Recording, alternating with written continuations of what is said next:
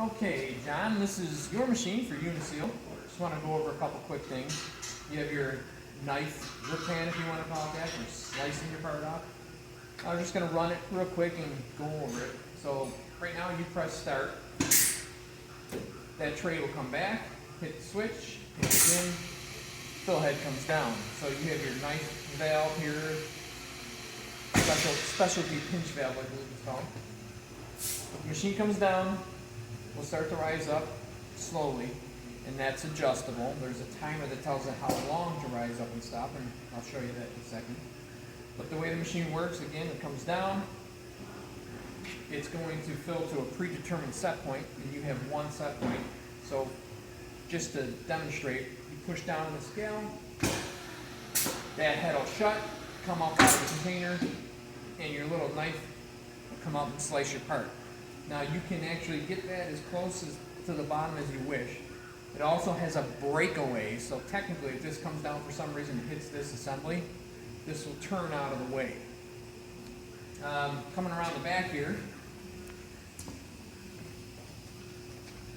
you have a regulator right here, a little guy, and I believe this regulator is supposed to be sitting at about 20 or 30 pounds above your product pressure supply.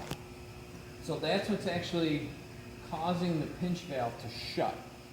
And the way the pinch valve works, they don't want you running it at a really high pressure. They just want you to be about 20 or 30 pounds above your product supply. So if you got 10 psi product supply, your pressure here should be at about 40. So just keep that in mind. If you go too high, you're just going to wear that pinch valve out faster than you want to. Again, you have some speed controls in here. This one on top is the speed at which that cylinder is rising up off of the bottom of the pail. And you want it to be pretty slow, so that's pinched down pretty good. These will be labeled. This timer right here controls the amount of time that that fill head is supposed to rise up and then stop within the pail.